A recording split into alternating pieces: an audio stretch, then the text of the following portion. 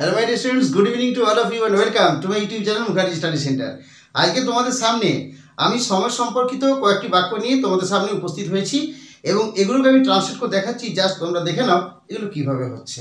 দেখো, আজকে প্রথম যে বাক্যটা সেটা হলো এখন 8:45 বাজে।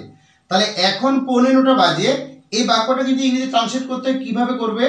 দেখো, সময় সংক্রান্ত যে বাক্যগুলো হয় সেখানে সর্বদা ইট ইজ ধরে নিতে হয়। বাক্যের প্রথমে ইট ইজ, এখানে যেহেতু কোনো সাবজেক্ট বা কর্তা ব্যবহার বিশেষভাবে থাকে না, সাবজেক্ট বা কর্তা, তাই ইট ইজ ধরতে হয়। তাহলে ইট ইজ, এরপর বাজে, তাহলে 8:45 মানে কি বলতো? 9টা বাজতে 15 মিনিট। 8:45 মানে 9টা বাজতে 15 মিনিট। তাহলে কি হলো না, ইট ইজ, এটা কিভাবে প্রকাশ করব? It is quarter, QUARTER, it is quarter কি 9:45, অর্থাৎ 9টা বাজতে 15, তাহলে quarter to 9। It is quarter to 9। এখন বলেছে তাহলে NOW নাও। তাহলে কি হলো, এখন 8:45 বাজে, তাহলে ইট ইজ কোয়ার্টার টু 9 নাও। তাহলে 8:45 ইংরেজি কি হলো? কোয়ার্টার টু 9 হলো 8:45। এরপর দেখো, এরপর এখানে দেওয়া আছে, বাক্যটা ভালোভাবে লক্ষ্য করো। এখন 9:15, তাহলে তোমাদের কি জানতে হবে 9:15 মানে কি? 8:45 মানে 9টা বাজতে 15 মিনিট দেরি, আর 9:15 মানে 9টা বেজে 15 মিনিট, 9টা বাজার পর 15 মিনিট। তাহলে কিভাবে হবে দেখো, তাহলে এটাকে আমি ইট ইজ ধরবো কারণ বাক্যের সাবজেক্ট নেই। ইট ইজ কি হবে? ইট is quarter, QUARTER, it is quarter past, অর্থাৎ 9টা পেরিয়ে গেছে, 9টা বেজে 15 মিনিট, তাহলে কোয়ার্টার পাস্ট 9 কি হবে? নাও, অর্থাৎ এখন। তাহলে কি হলো, 9:15 ইংরেজি হলো কোয়ার্টার পাস্ট 9। নিশ্চয়ই বুঝতে পারলে।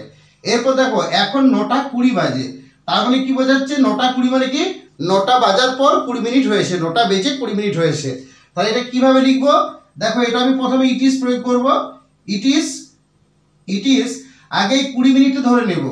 It is 20, TWENT, it is 20 minutes, MINUTES, এটি 20 মিনিটস পাস্ট, পেরিয়ে গেল।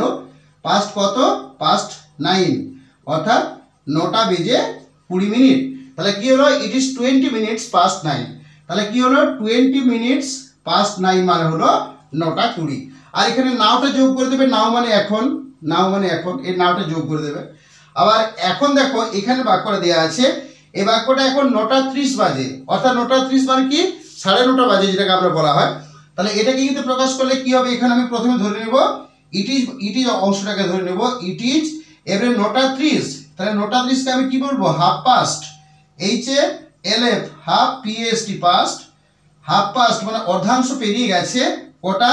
9টার, NINE 9 নাও।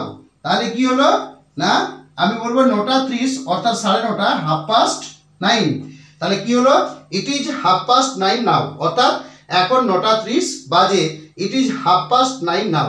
তাহলে নিশ্চয়ই বুঝতে পারলে যে আমাদের 9:15, এই যে 9:15কে ইংরেজিতে কিভাবে বলা হয়, 9:15কে ইংরেজিতে কিভাবে বলা হয়, 9টা 20কে ইংরেজিতে কিভাবে বলা হয়, এবং 9টা 30কে এই যে সময়গুলো কিভাবে বলা হয়, জাস্ট এগুলো তোমাদের সামনে আমি তুলে ধরলাম।